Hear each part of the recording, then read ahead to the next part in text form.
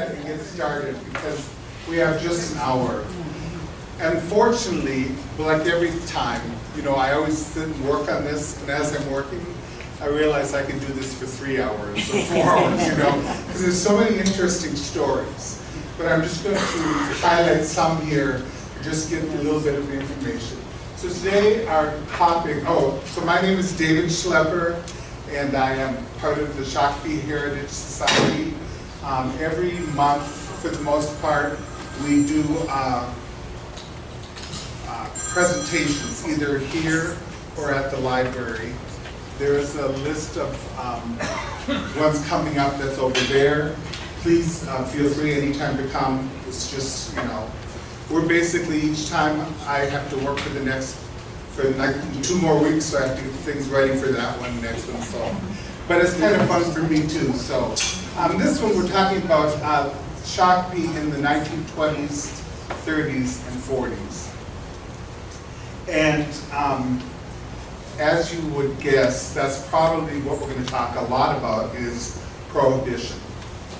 And how some people in Shakopee, probably the majority of people in Shakopee, weren't necessarily following the rules.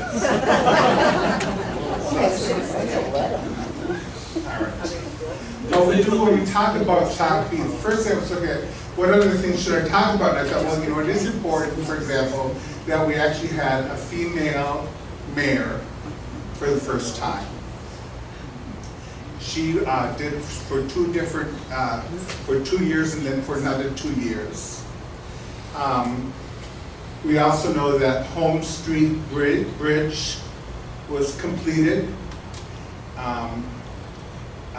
which linked Shakopee to Chaska.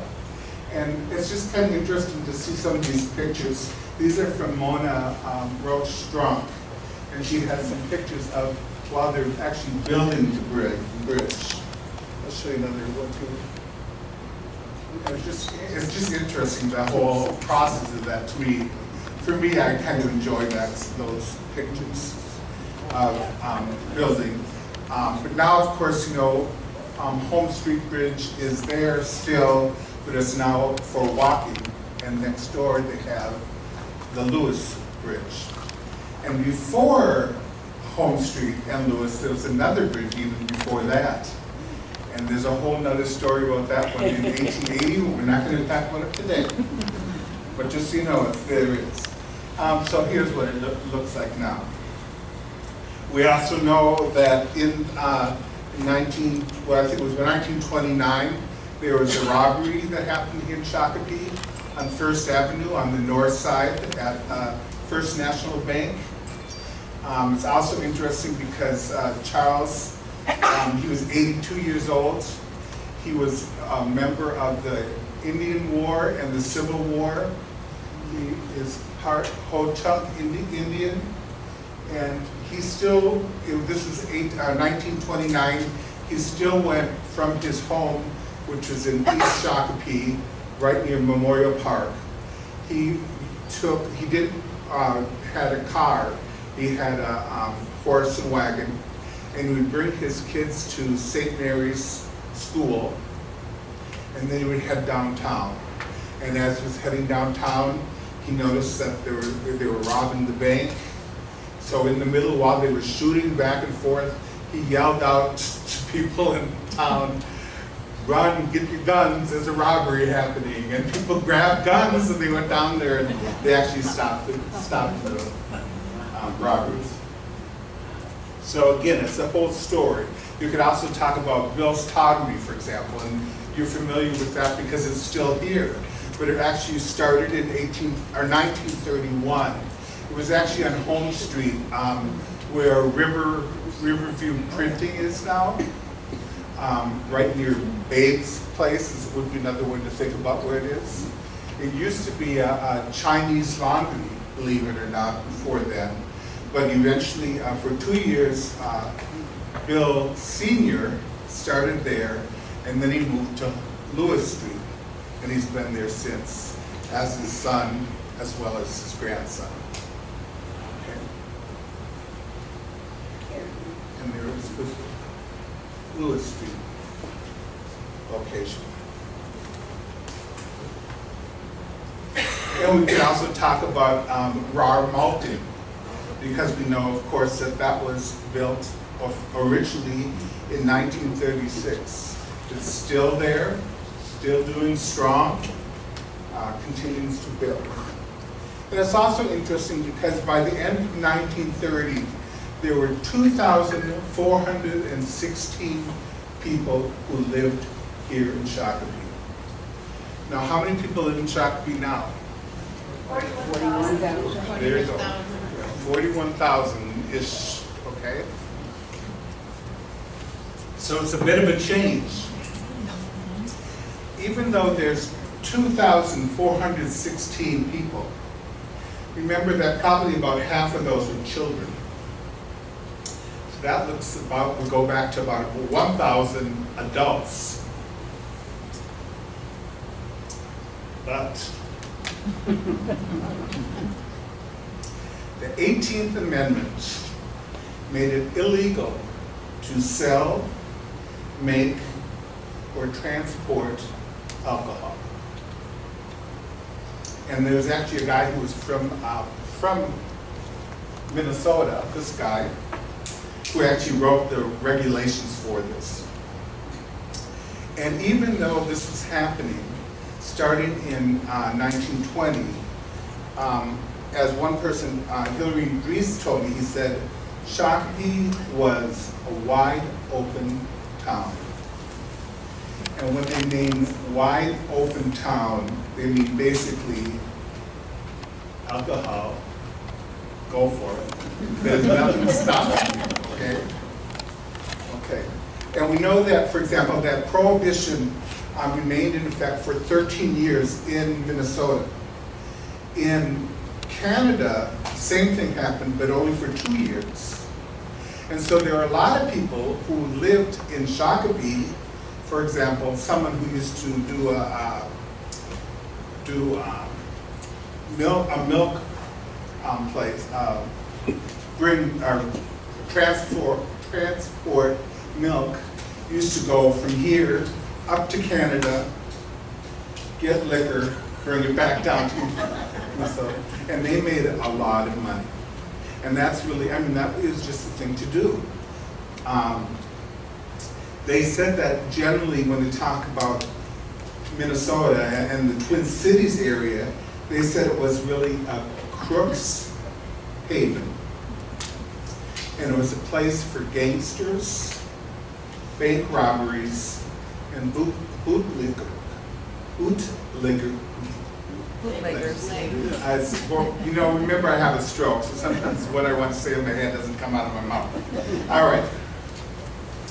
But we knew that they talked about Minneapolis and St. Paul, but what they have to really understand is that a lot of those people used to come to Shakopee because we were the wide open town, okay?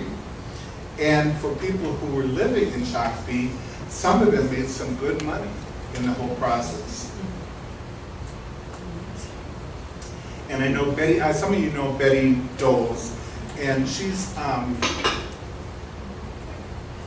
88 years old now. And she told me when she was in 1945, she was 15 years old, and she was going to Bobbles. I think I spelled that wrong, but you remember Bobbles store? Okay. How do you spell that? B-O-P, I think. Okay. Oh, yeah, okay. Because I look at this and I go, I think this is wrong, but I can't remember what it is. All right. But he said she remembered she would go there to get a ticket to the Greyhound bus. And she was going to Watertown, South Dakota, because she was her oldest sister's daughter was born, and she was going to be the godmother. And she said she got onto the bus on board, and she sat next to an older man. And the man asked her where she lived. She said, Shakopee. And the guy said, oh, you mean Little Chicago? and Betty said, she was so surprised, she said, what? She had no clue, she said, all this stuff was going on, and she ended up, St. Paul House, but we're all right next to where she was living, but she didn't realize a lot that was going on. And because she said, what we knew is that in Shakopee, every bar, barbershop, and gas station had slot machines. And the bars, then there were a lot of bars. Some say 27, others say 32. It was back and forth for the most part. Some people said they used to be, they put a door in the front and a door in the back and a little, in a little small area, and that was a bar. But anyway, they said they had 3-2 beer, which was allowed. So they would advertise that, but actually in the bar, they sold liquor, okay? And it was illegal to do so.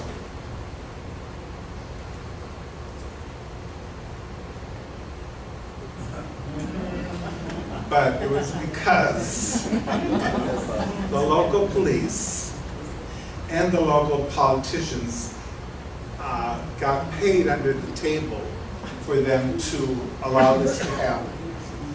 They basically said, as long as you don't cause trouble, go for it. So as long as there's not trouble, you can go ahead and sell it. And they basically, now this is understanding, this is new to me, so I believe it's true because most people, they tell you stories, they probably know what they're talking about.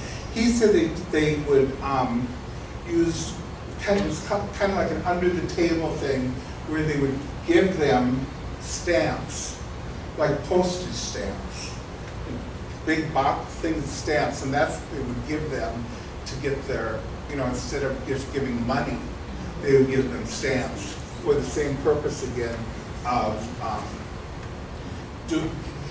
being able to do this legally. Well, illegally, legally. And Richard Mertz, he's the one who said, every time the state liquor control officers came into the county of Scott County, the phones would ring to all of those 3.2 bars and warn the bartenders of a possible raid. So someone would call, they'd call. Remember, there was 32 or 27, whatever, however many bars. They all were known, and then immediately they had a plan, okay? And here's one example of one thing that would happen. He said one time there's an Irish man, okay, who lived in town, a feisty one, that he said, okay.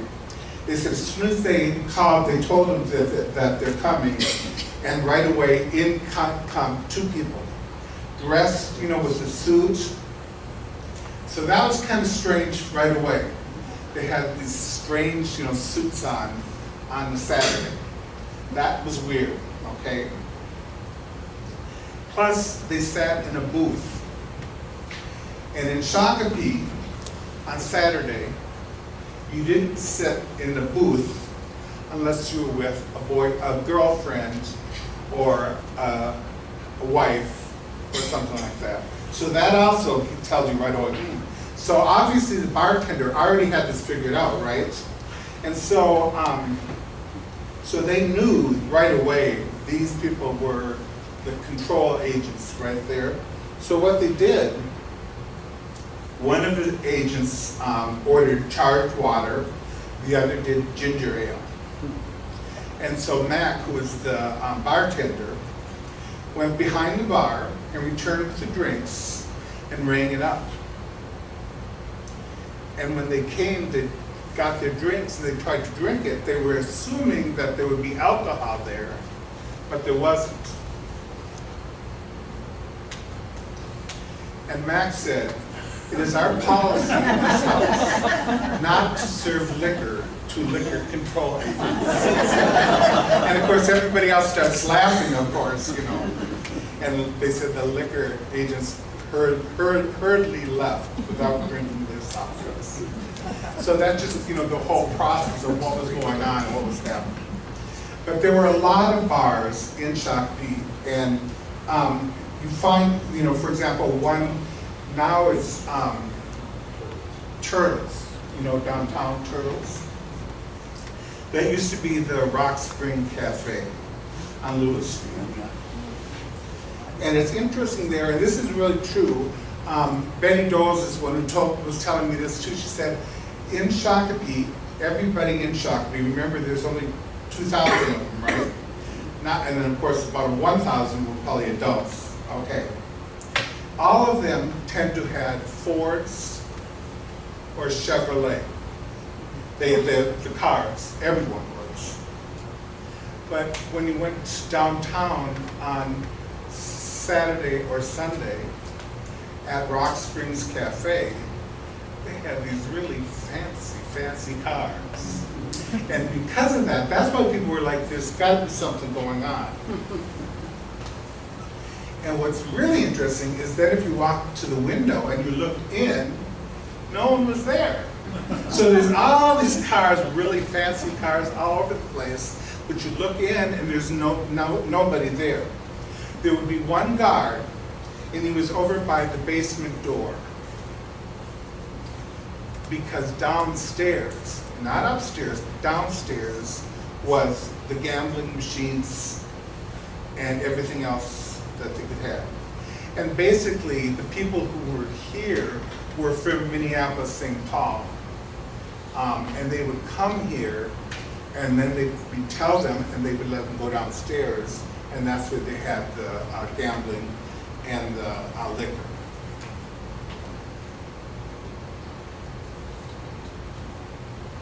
And it's also, remember, you know, when people would call and say, oh, they're coming, whatever, they would, right away, they would have a plan.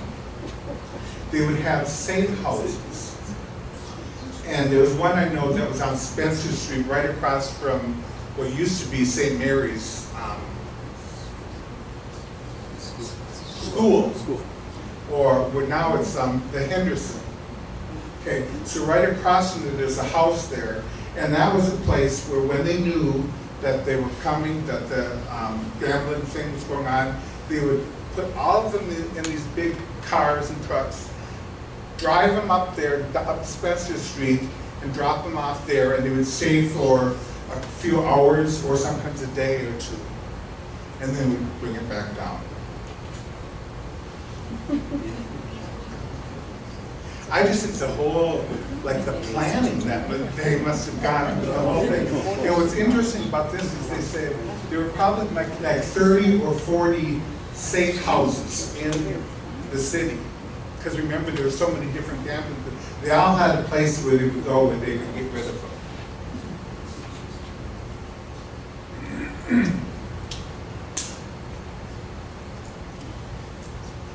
And I don't know if you know Joe Jen. He used to be the janitor at school. And he was interesting. At one point he said, Shakopee was really a community by itself because it was cut off from the rest of the Twin Cities because of the Minnesota River and the river bottoms. But he said in the 1930s, the town was like a little Las Vegas. So before we had little Chicago, now we've got little Las Vegas. He said there were 33 beer joints at one time and notorious nightclubs like Rock Spring and the Riviera. And he said that people, including gangsters, came here for booze, women, and gambling. Now we're not going into the whole thing about the women this time. Remember a few times before I talked about there was a place that we think was the bar. What do you call it? Yeah. I just want to say the whorehouse. But we know that was probably could have been any place. But we do know there is one place for sure. It's nice. It's right a nice house now. But anyway, we know that the mayor, the sheriff, and the city councilmen all went along with it. And then when Luther Youngstown became governor of the state, then he told them to really clean up here. And he also says, and this is a really interesting one, he said, a garage was established on Lewis Street. In the rear door office of the alley was receiving department for boxes of liquor. According to Joe Jens, he said, there were also a bottling works in town. Just which one? Rock Springs, okay. They delivered bottles of pop to St. Paul and returned with bottles of whiskey.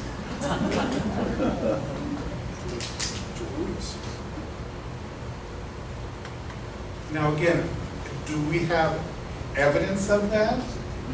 Well, I don't know, except we have what people are saying who were there. So I personally, I think it's probably true. And I believe definitely that it was the thing you do. One thing was, remember, a lot of people were not really very rich, just general people. And so they needed to have some way to survive. And selling liquor was a great thing. You know, people used to do, they had, I think they called it bathtub gin, yeah, and stuff like that. You know, I mean, it happened. It was a lot, and that's how you'd sell them. You'd sell it then in order to have a profit, in order to probably survive.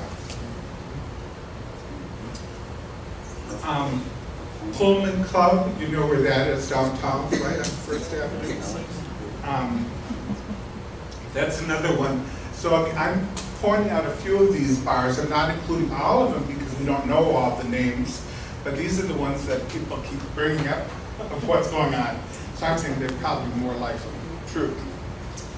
Hillary Dries said that his father was a bouncer for a while, and his mother was a waitress at the Pullman Club.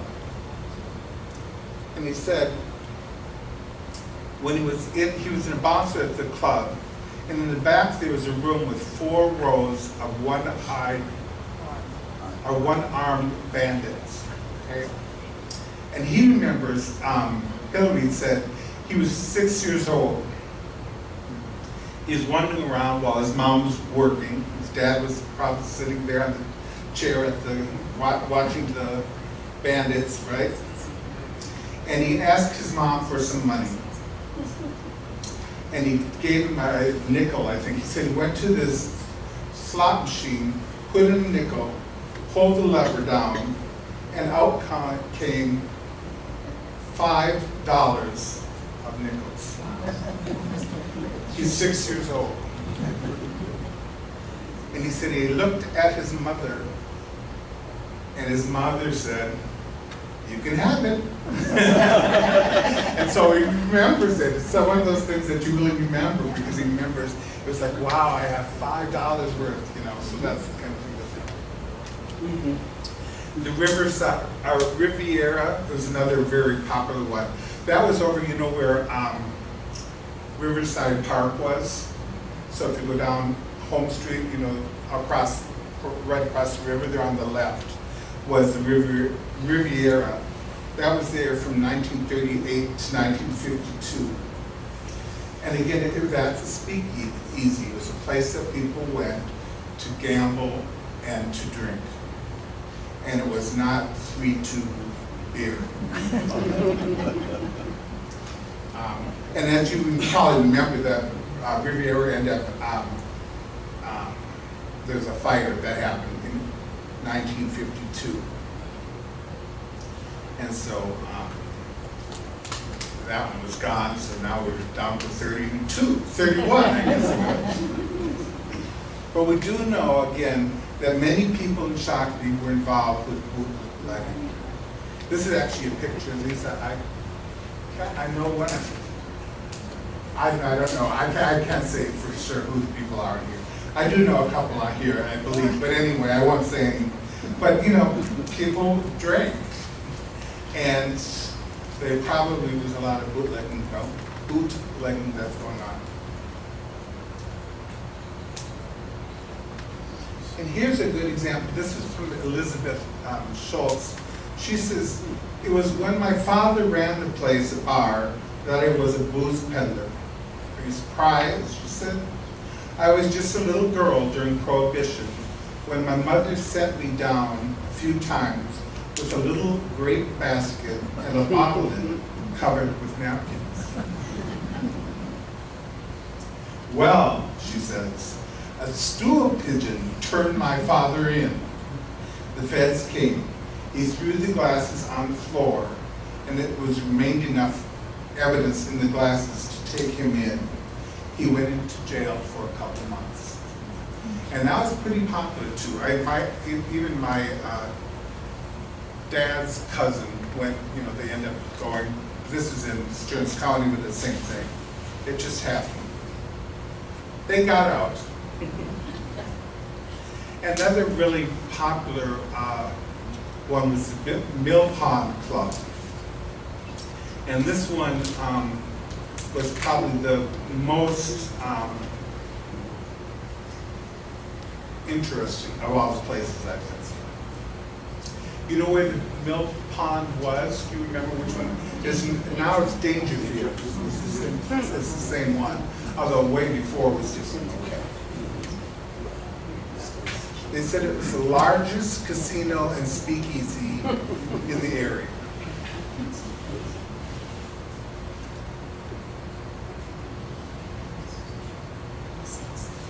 They said every form of gambling that was found in Las Vegas was available right here in the Mill Pond.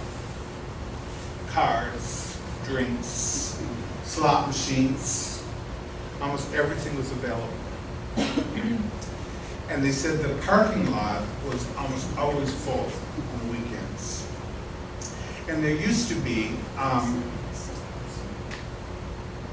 Marilyn Lang told me she grew up there, where the Dangerfields is, towards the road there that was right there, the 101?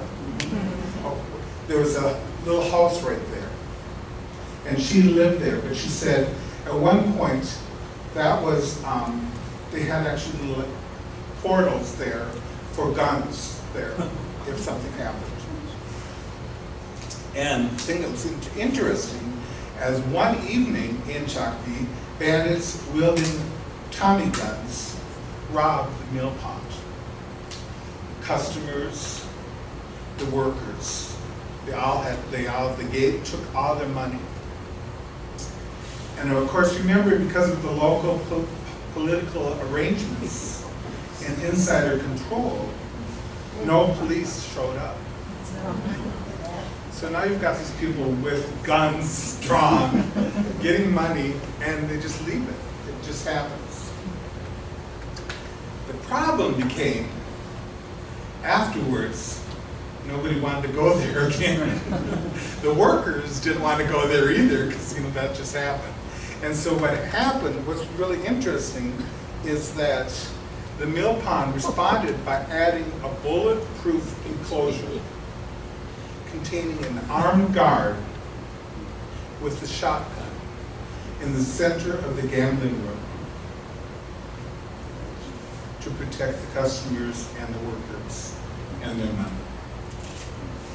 If you go to Dangerfields now, you can ask about that because they actually show some areas, they'll show where they hid different things or had different things at that time.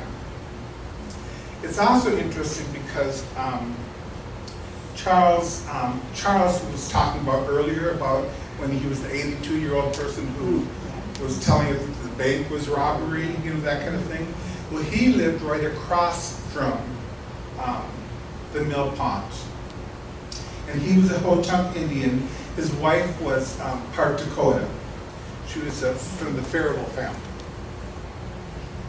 And they were not too thrilled because of the gambling that was across the lake. And this is actually his picture at that time. He ended up being in a parade after he saved with the bank thing. He ended up being like the the head person in the parade. Yeah, I went through in his wagon. So anyway, but he says this story told by his granddaughter says, "You see that big building over there?" He said, and he points to the mill pond across the street from the Faribault home. He remembers his grandfather, Charles, put a fence up, but the people from across the street would come and tear it down every time he put it up. So he went to the village authorities, you know, because he had some little children at his house, and he felt that they should do something, but they said they wouldn't do anything. That is a tavern, and at night, he said it got very noisy, and people came outside and made nuisance of themselves. People used to come over to their land and lie in the grass. They broke bottles against the trees, threw things at our house. They called us Indians and did many things to taunt us. He said, we are Indians, you know, in that we had Indian blood. So Charlie finally decided, he said, so I will take the law into my own hands. I am not going to have those drunken bums lying on my green grass. I'm not going to have those drunken bums leaning against my beautiful trees. I'm not going to have them polluting the pure water of our creek. They are going to keep off my property. And so Charles went to sit under the tree with a shotgun across his knee, and he threatened everyone who came near from the tavern side of the property. So it's just an interesting, another view of the process. Those who are involved in it, then people in who are not. So it's just kind of interesting. Here's a good example. Here's the Alley Cat R. But what's really noticing in this picture is that on the left side, those are actual slot machines right there. And so you can cover that up. So when they got the notice that they were coming, they could cover that up so you could see that. So that's the way they did it. Another thing that was really interesting, Sheshels, I can't say that. Thank you. You know who it is, okay? The brothers, they live right across from the police station. At that time, that was on Lewis Street and 2nd Avenue, okay? And remember, moonshine was really popular, okay? And there were two kids, two boys, and they were at the garage there, across the street, right in front of the police station. And a big black sedan pulled in, and two men get out of the car with their guns drawn. So this is right across from the police station. They pull out with guns. Did the police do anything? Nothing, okay? They grabbed the two boys, took them out with their guns drawn, and put them into the car. I mean, I would have a heart attack, but apparently at that time you just let it happen. All right. So the two men then drove the two boys out of town and forced the boys to tell what happened. Because what happened was that the two boys found some whiskey, some moonshine, and they sold it to the local people for money. Again, smart idea for a little kid. Oh, a good idea to make some money, okay? But clearly, they weren't having it. So they had to tell who they went to give that, to sell that. And the men then scared the two boys, and let them go. They said they're actually pretty lucky. Probably if they were adults, they would probably have been killed. But because they were kids, they didn't. Then the men went back with their big car, went back to town. They went to each of the bootleggers there, got the money back, or got their stuff that they needed, I guess the whiskey, and then they picked up later. So it's just interesting. And again, Pat Phelan here, he's the one who said, you know, there was no police interference during any of this. And that was just the way it was. And we'll go back to the Pullman Club here in the 1940s. Teenagers used to go there all the time. Yes, you kind of wonder what those teenagers are doing, but anyway. They knew that they had a room in the Pullman Club that was straight back that they called the machine room, okay? If you went back on the Pullman Club, I think near the restroom, on the other side of that, was a room full of slot machines. And the kids in Shakopee used to call that the machine room. And they said there was no locks there, so you could just walk right in. There was no guard watching, okay? It was kind of open for anybody.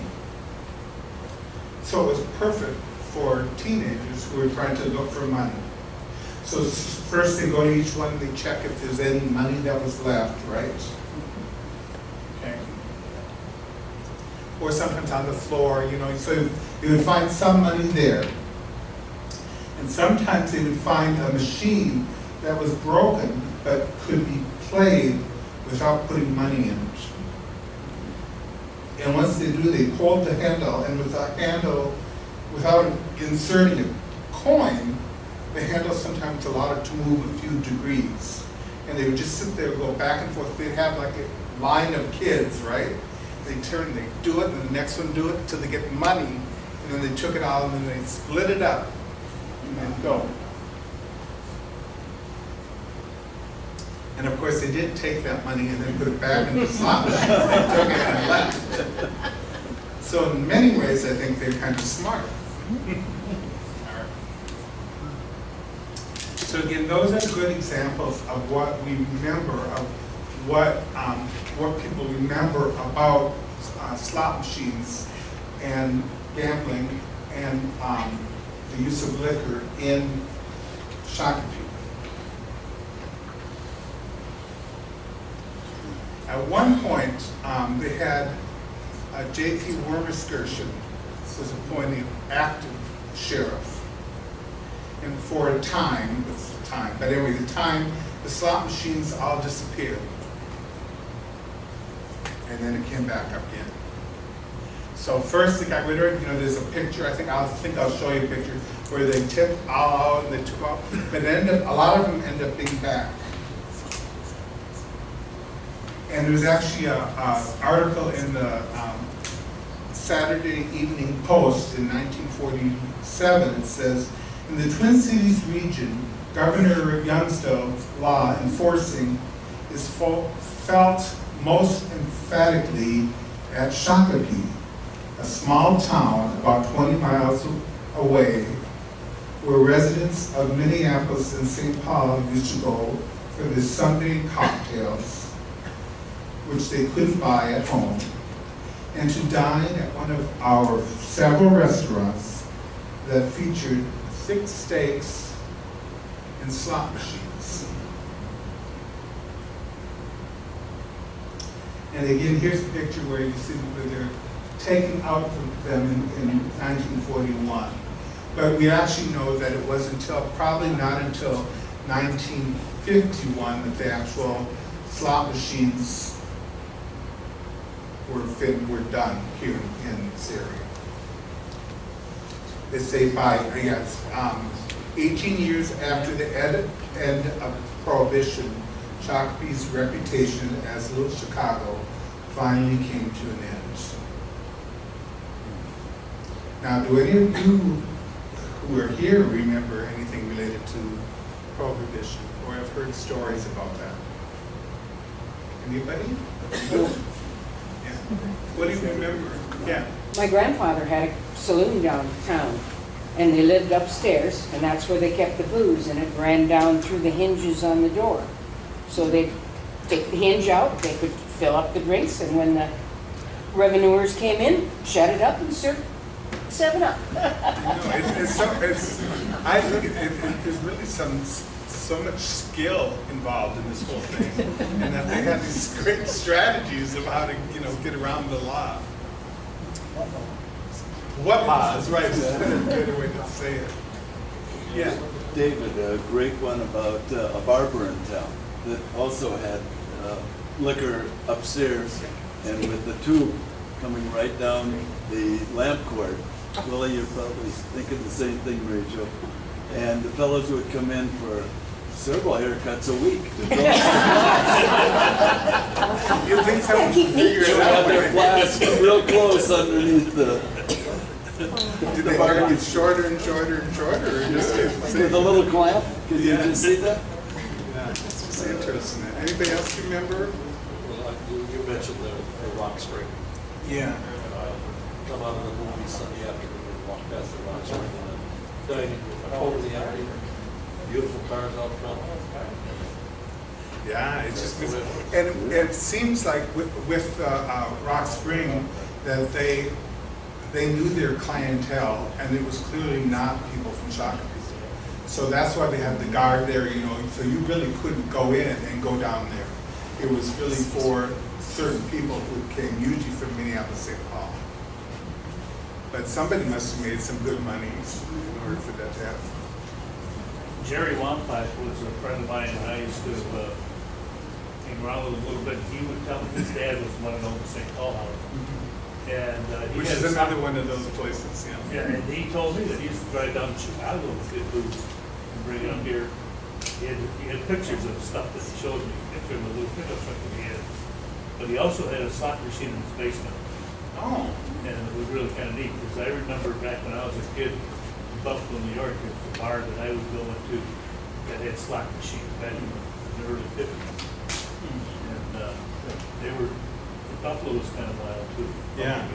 I don't think Shakopee was the only, you probably could look to Chaska or, it happened all over, but I think Shakopee in this Minnesota area, or Minneapolis, St. Paul area, this was a big, because it was so open, and they pretty much allowed it for such a long time.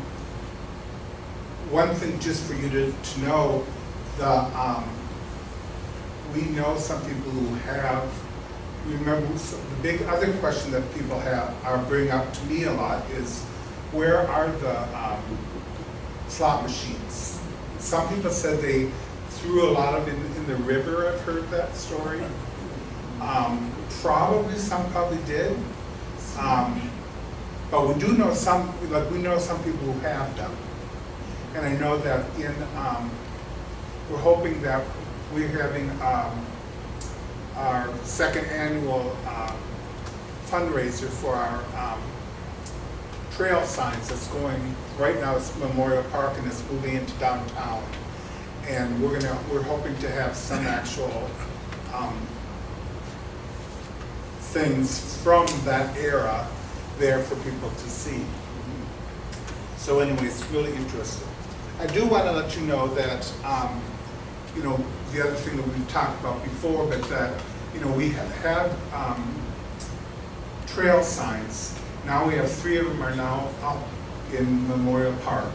So if you go to Memorial Park and you go to the duck pond area, if you think of it that way, you'll see the first 3 signs. There eventually will be 10 signs, and then there'll be another 9 that will focus on the Dakota Indians, the Faribault family, as well as the slave who lived there and escaped from Shakopee, and the Pond family. And we're hoping to get the 10 signs up by this fall, and then we're going to do next year the kiosk signs, which would be about the Dakota, the Pond, and Faribault. And then we're moving into town, and we're looking at various information about things like this, and we want to have signs up that will show some of the information that we have.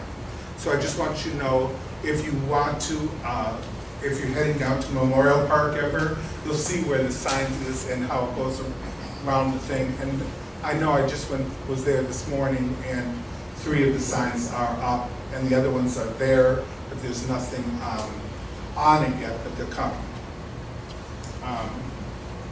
And also, I have to let you know again, we do, September 13th is going to be our fundraiser that's coming up.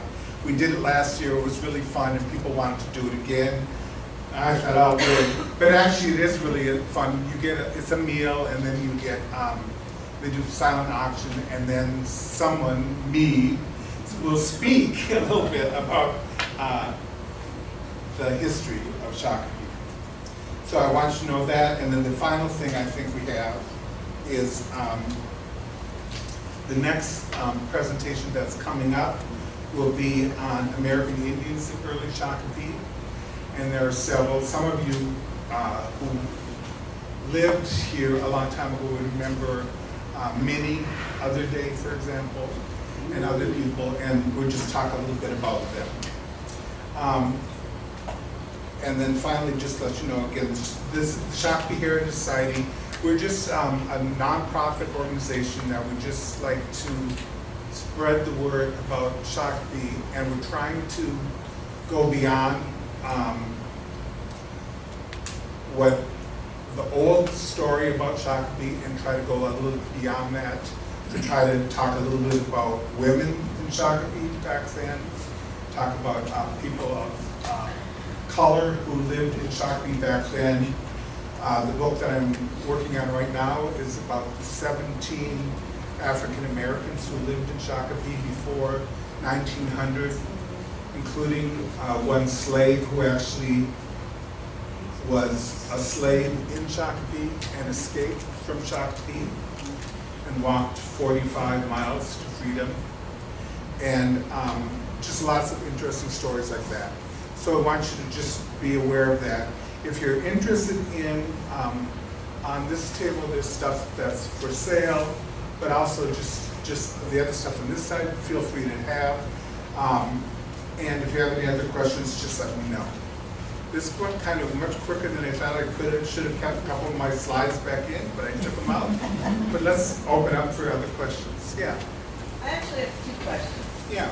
First one is when the shop went in down on First Avenue, it's called For the Journey. There was a big article in the paper about the hole in the floor that went down the stairs and the tunnel that went out to the river for them to escape through, and apparently that used to be a bar, or at least part of the little Chicago scene. Yeah, are there any more of those anywhere? Where's the rest of this tunnel system? That is a good question. Okay, the question is that under the escape places or whatever you have underneath some of the bars and some of the places downtown have underground tunnel. Okay, and there's a lot of discussion about that. People believe that a lot of it was tied into during Prohibition, and that they would hide some of their booze there in this underground thing. I went to that one at the Journey, for example. I would never be able to fit down there myself, but that's me anyway. But I think if you're really little, possibility. But we do find, when I was talking a lot with some of the older people, they said they actually believe that most of the tunnels that are there, were really there because of fire. And at that time, they didn't have a fire department way back. And they had this huge fire in Shakopee that destroyed on Home Street, one whole side of the street, completely destroyed. Where Bates is and those other things like that. And there were a couple other big fires that happened down there. And so they used this as a way to put water that was underneath the buildings, so that for that purpose of helping with fire. Now, is that true versus I think they're both true is my guess. That I think it really was that purpose, But I also believe that a lot of them are for the purpose, when it was Prohibition time, they used it as a place to hide some of their alcohol.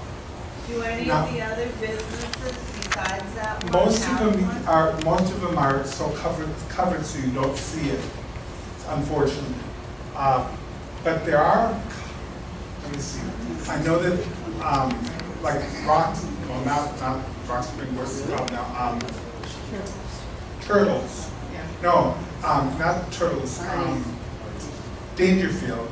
They have a place there you can ask, and they'll show where they have the place where they went down into the river from there. And you have to ask someone there who knows it, but most people there will show you that.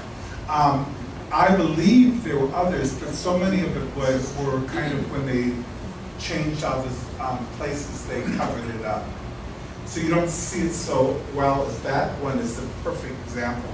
And it's worth actually going to the Journey, that store down there, which is about with women clothing, bicycle stuff, right? Biker stuff. But they're really nice people, and you ask and they'll show you where it is. It's so interesting. That's when I opened it. I looked in and I was like, okay, I'm not going down there. So anyway, but I do think it is. So I think that's a good thing to mention. So my guess is, I think they say that really was used originally was a way for have water from the river in case of a fire. But later it was probably used for hiding. So that What about the lower level of the social club and the present Turtles? Where is, can you get down there? yeah. Yes, I. The hardware store was. Yeah. And they had a lower level. Yes. But I think they still have it there, but I don't remember, I remember there's a time when we would go see it and I didn't see it, so I don't know for sure. So I can't say it for sure. There was a big opening Yeah. down right off the pathway to Chaska on the river, and I always was told that led up to the St. Paul House, and that's where the ships would come in, they'd unload the booze, and it would go up to the St. Paul House. Yeah. Well, there's good potential for that. I haven't heard that as something written. Do you know of it, or you just the story I've you seen the heard? tunnel. I know that there were several caves, and they were used for storing their booze in there. I do know that. Well, there's a brewery down by Nuremberg. Right, and it was because of that, But there's yeah. actually no brewery. But that's good. It's too bad we can't find people who are 200 years old, because they can tell us that story. But if you find any, or you find information about that, or you remember things, to write it down or let people know, because we want to, this is funny, like this whole thing with 20s, 30s, and 40s is not that long ago, but so many of the older people wouldn't tell the story because they were embarrassed. But my generation, which is not that far beyond that, I'm like, those stories are so much interesting and should be passed along, because I think it's a part of the history. Do you know of any of this that filtered over into homes instead of just bars? Oh, well, I know that they had like bathtub gin all the Oh, time. no, I mean like people would actually have slot machines in their homes and things like that that these people that came to Shakopee to participate in these activities would also go to private homes to do this. I would guess that's a potential, but I think they were everywhere. So, potential they would be there. But I don't remember, people don't really talk about that I know of. Well, the reason I ask is, my great uncle was Ray Hill, and he had the house, one of the houses down on First Avenue, and it had 2 front doors. And we never got to go in through the front door. We always had to come in on the back in the alley. And I never got in ever inside whatever that other little room was that one of the front doors led to. But after he passed away, there was a slot machine in that house. Okay. There were chips all over the floor in one of the rooms. And the story goes that that house was part of what was going on with Little Chicago. So I wondered if that was I true. do know if you could- there's one place down there that was just sold, that's on the corner there. And that one, they do have slot machines there, it's not there now. They took it now. But anyway, they were there, but they were from, you know, when they destroyed them, they took some away, so they have them.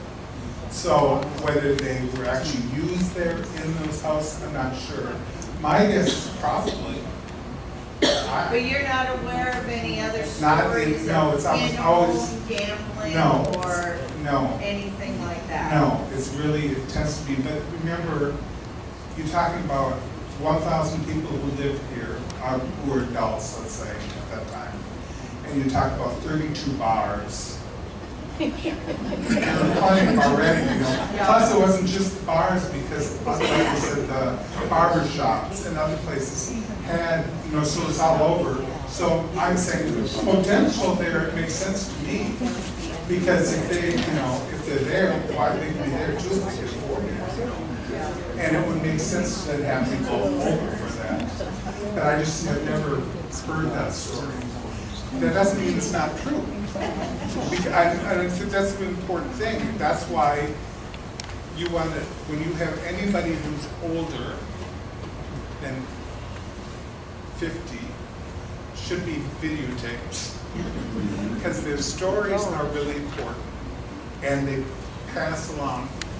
Believe me, you know, my parents, my dad was 70 when he died. My mom was 88, but she had memory problems. But I think so many things I wish I would have asked about this or this or this and that kind of stuff. And so I really make it a point to, with my uncles or aunts who are still around, to sit with them and videotape, so we have some of the stories that they remember. And so it's really worth it for all of you here to do that. And I think it's really important.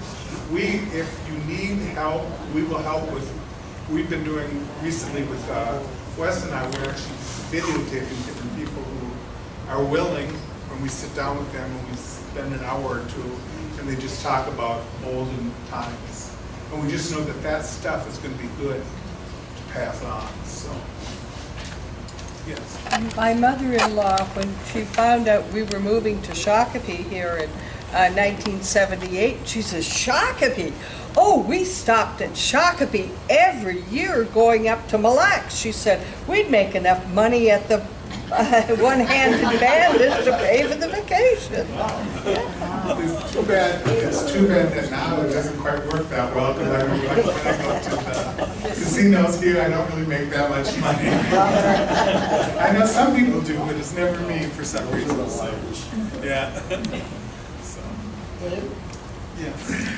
if they came in, the revenuers or whatever you called them back then, and destroyed all these slot machines, are there enough still around to see and to actually see how they worked? If they didn't, I'm assuming they didn't destroy every single one.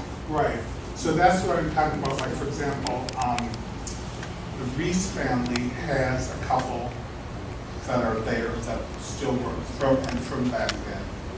And so when we have the thing that's happening on September 13th, we're hoping that they're going to bring them to be able to, so we can see it and play it. I don't guess play it, so to speak. I don't know, make money with that part, but just to see it, what it would look like. And there are some out there, like out everything they're around somewhere. It's finding a booth. Who actually stopped all of this activity? I mean, it doesn't just happen overnight. No, it was several different sheriffs And then it became the federal, state governor who really focused on that and really made them do that. So it took a long time. And like I said, at one point, they got rid of them and then they came back, you know. So if you're making some good money, you hardly want to stop it. So that's why now today we have, you can do it online or you can go to the casino, you know, it's the same thing really. So. Dave, Yes. my father was hired in the late 40s to come in and help break this all up. You know, he was a deputy sheriff. Schroeder was the sheriff at that time, and that's one of the reasons they brought this extra deputy in, was to And they had clean it up. They had a really hard time because people really hated them because they didn't want that to stop. You know, Well, I so. think they had to bring in federal, didn't they have a lot of that too? There was a lot of stuff all for the local accountant's place down here downtown.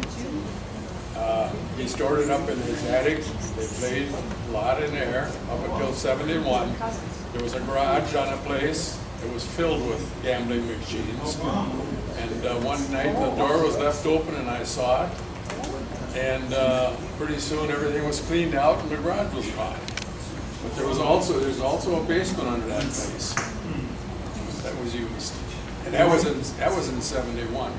And you wondered then where they went. I know where they went. It wasn't in the river, was it? No, not them. Somewhere in the My river. father-in-law helped clean out a lot of that stuff, and he talked about hauling it to the river, Yeah. way back.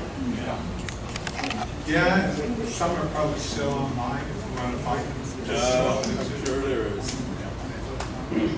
Okay, well, thank you again for coming, and again, I think it's 2 weeks that the next one's here, I think, but there is a schedule that was on the table, so feel free. Thank you.